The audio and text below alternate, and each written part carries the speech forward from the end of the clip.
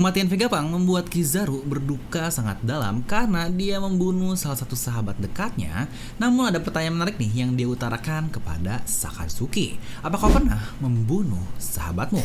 Nah, garis besar dalam sini di video ini kita akan bahas nih tentang para admiral yang ada di serial One Piece ini dan kira-kira apa sih peran di masa depannya. Karena sebenarnya dari satu chapter kemarin di 1124 menurut saya kita bisa melihat lebih dalam apa yang sebenarnya perasaan-perasaan yang dimiliki oleh para admiral yang mungkin terkesan sangat kejam di dunia One Piece ini. Nah, jadi pastikan kalian tonton video sampai habis agar tidak ada informasi yang miss dan juga setengah-setengah karena One Piece tidak masuk akal, tapi akal bisa masuk. Dan buat kalian juga para playtest baru, kalian juga bisa bantu subscribe dan nyalakan bel notifikasinya ya biar makin semangat terus untuk perkontenan tentang One Piece. Nah, mari tanpa basa-basi lagi kita langsung saja. Wadaw!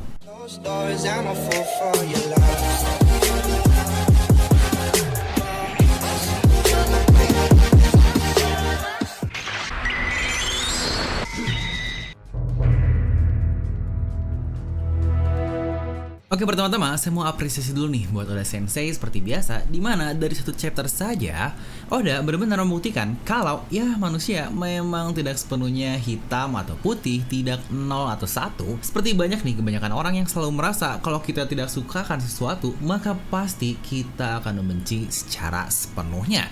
Terkadang kita hanya tidak suka dari satu bagian sifatnya doang atau perlakuannya saja. Yang itulah kenapa One Piece benar-benar melihatkan kalau hampir segala hal yang ada itu bersifat moderat atau mungkin bisa kita sebut sebagai abu-abu. Bajak laut punya konotasi buruk karena ia membajak itu negatif dan banyak sekali bajak laut jahat yang ada di dunia One Piece. Tetapi kita juga tahu banyak bajak laut yang malah menolong rakyat-rakyat seperti Luffy, Torao, dan banyak bajak laut lainnya.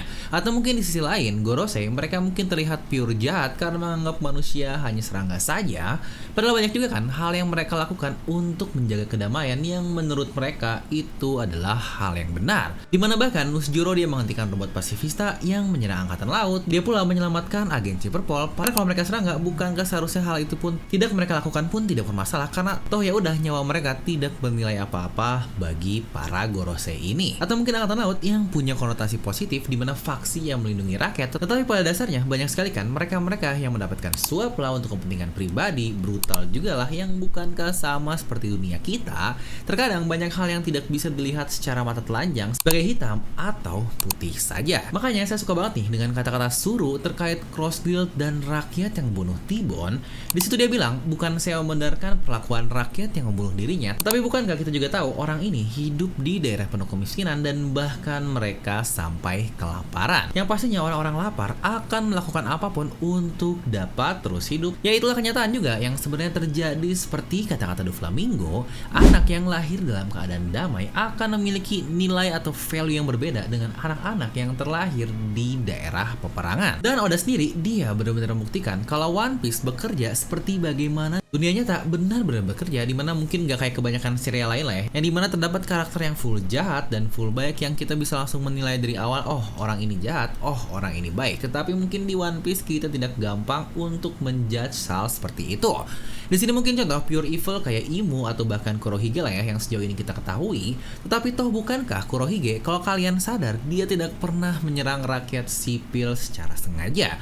Angkatan laut pun dia serang karena berusaha menyerang dia duluan, yang berarti Kurohige walau terlihat dia pure evil, dia tidak benar-benar menyerang seseorang tanpa alasan yang tidak jelas, yang lagi-lagi seperti konteks pure evil yang biasa kita ketahui. Yang bahkan untuk Imu pun Vegapunk sendiri berkata ini hanyalah masalah perang ideologi yang tidak bisa menentukan siapa yang baik dan siapa yang benar. Kita nggak tahu apa background dan alasan di belakang kenapa Imu mungkin mengaliansikan semua pemerintahan dunia dan mengalahkan Ancient Kingdom tersebut. Lagi-lagi kita masih belum tahu, tidak ada yang hitam dan tidak ada yang putih. Jadi entah kenapa menurut saya dampak dari percakapan Kizaru dan Akainu ini akan menjadi hal sangat penting untuk perubahan cerita, terutama para admiral di masa depan. Apa kau pernah membunuh sahabatmu? Sebuah perkataan yang sangat dalam dari Kizaru ini yang awalnya mungkin kita berpikir kalau dia hanyalah seorang budak korporat atau cog of the machine seperti yang dia katakan, di mana dia akan melakukan apapun seperti yang diperintahkan oleh atasannya. Ya ibarat kalian ngejawab jawaban dari bos, not pak, siapa, ya pokoknya udah not oke doang lah. Kalau atasan atau bos kalian yang ngechat kalian, ya kurang lebih Kizaru terlihatnya seperti itu dari semua hal yang pernah dia lakukan. Yang berarti Kizaru ini akan mengikuti apapun tanpa menggunakan perasaannya dalam menjalankan misinya. Tapi dari bagaimana Oda menampilkan kemarahan di hati Kizaru dan bahkan panel-panel simple yang menurut saya ini sangat dalam sekali. Terlihat dia bahkan ikut membangun Egghead bersama sahabat-sahabatnya itu Kuma, Vegapunk, Sentomaru, Bone. Yang lagi-lagi padahal dia ini adalah seorang admiral tetapi membantu pekerjaan kuli yang lagi-lagi bukanlah sesuai dengan jabatannya. Dan di momen dia yang sangat kesal dengan pertanyaan Akainu, di situ pun Oda melihatkan bagaimana pulau yang dia bangun bersama sahabat-sahabatnya itu terbakar habis. Yang sejujurnya menurut saya ini panel yang gila sekali. Dan Kizaru yang selama ini yang selalu terlihat tidak jelas tanpa ekspresi yang sesuai dengan keadilannya juga, yaitu unclear justice atau ya tidak jelas lah. Dimana chapter ini dia bisa mengutarakan emosinya sambil menangis setelah melakukan sesuatu sesuai dengan misi yang walau lagi-lagi itu adalah hal yang sebenarnya sangat dia benci. Tapi yang juga tidak kalah menarik, Akainu setelah dia tahu temannya, sahabatnya, koleganya ini mengubah tone suaranya, di situ pun dia hanya terdiam dan hanya mendengarkan kata-kata Kizaru. Dia tidak ikut memarahi atau apapun, tetapi dia langsung meminta maaf dan bahkan memanggilnya brother. Yang sejujurnya ini adalah hal yang bisa dibilang sangat kacau sekali, dimana bukankah kita tahu Akainu ini adalah sosok yang selalu kita lihat serius, tegas, tanpa belas kasihan. Dia pula rela membunuh anggota yang kabur saat perang di Marineford. Dia pula membunuh rakyat sipil yang akan kabur dari Ohara, lagi-lagi karena takut misinya tidak selesai secara sempurna. Dimana secara brutal dia pula menghabisi semua bajak laut yang bahkan ngomong kasar di hadapan Gorosei, tetapi dia bisa melembut di hadapan saudaranya seperti itu yang baru pertama kali kita lihat. Oh ya, buat yang nggak tahu juga, Kizaru, Akainu, dan Aokiji ini mereka bertiga bergabung ke angkatan laut dalam waktu yang berdekatan dan mereka naik ke puncak menjadi seorang admiral yang hampir bersamaan juga. Jadi bukan nggak tidak aneh kalau mereka sedekat ini, bahkan dari cara menyebut brother saja udah sesuai lah ya dengan persaudaraan ala Yakuza di Jepang sana. Dan bahkan cukup curiga juga apakah mereka bertiga pernah sharing nih yang namanya Sakazuki Cup atau gelas bir seperti Es, Sabo, dan Luffy yang buat mereka semua menjadi seorang saudara. Tapi ya lagi-lagi bukankah namanya Sakazuki Cup yang sangat cocok juga kan dengan nama Akainu yang aslinya adalah Sakazuki, yang bisa jadi memang seperti itulah persaudaraan Yakuza dalam tanda kutip yang dimiliki oleh para admiral dan mungkin orang-orang di sekitarnya. Nah, kita kembali lagi nih ke kata-kata Kizaru. Apa kau pernah membunuh sahabatmu? Yang sejujurnya ini bisa memiliki banyak sekali arti. Yang entah emang sebelumnya apakah Akainu tidak pernah sama sekali melakukannya, dan jika iya, apakah Oda akan menjadikan itu sebagai clue atau foreshadow Akainu akan melakukan hal ini di masa depan nanti. Karena Kizaru dengan kehilangan Egghead dan Vegapunk jelaslah dia sudah membunuh sahabatnya.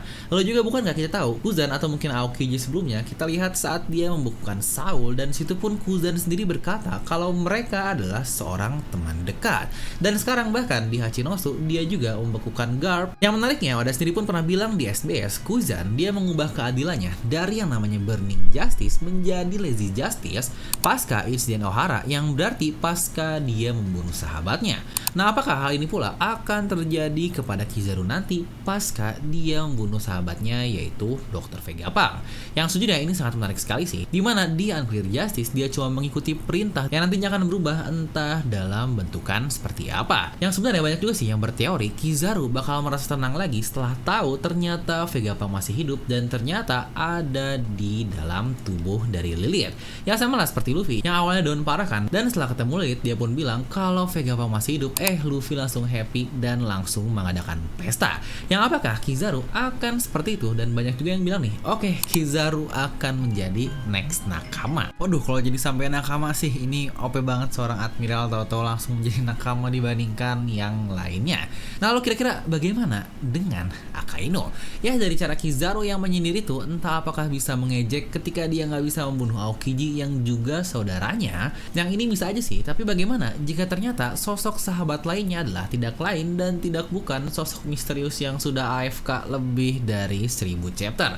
Ya benar, dia adalah Monkey D. Dragon. Dari cara Akainu yang selalu manggil Luffy sebagai Dragon San atau anak dari Dragon sangat membuktikan sekali jika dia adalah sosok yang dekat dengan ayahnya. Karena ya lagi-lagi kenapa tidak menyebut Luffy saja tetapi harus menyebut anak dari seseorang. Ya ibarat kita lah, kalau kita kenal dengan seseorang dan mereka punya ayahnya atau punya anaknya, pasti kita akan menyebutnya seseorang yang dekat dengan kita dulu dibandingkan dengan orang atau objeknya langsung. Dan bukankah dari usia mereka yang sama, di 55 tahun saat ini, ada kemungkinan besar mereka adalah seseorang yang cukup dekat di Angkatan Laut. Toh bukankah sudah terkonfirmasi juga Dragon dulunya seorang marinir dan dia pun keluar dari Angkatan Laut karena katanya tidak menemukan keadilannya di tempat tersebut. Nah, apakah ini yang membuat perselisihan dari kedua sahabat yang bersama tersebut di antara Akainu dan Dragon?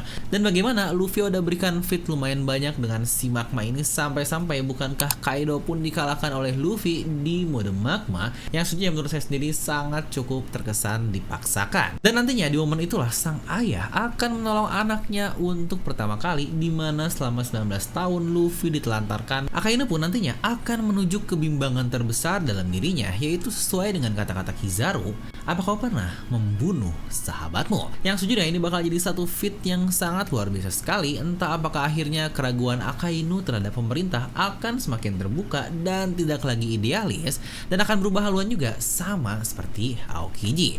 Ingat ya, Aokiji walau dia bersama banyak laut seperti Kurohige, tetapi ingat juga alasan kenapa dia bergabung, karena Teach secara kasar membebaskan dirinya untuk menemukan tujuannya yang kita masih belum tahu apa sebenarnya tujuan utama dari Kuzan ini. Dan bukankah kebebasan adalah sesuatu yang menjadi core dari setiap manusia?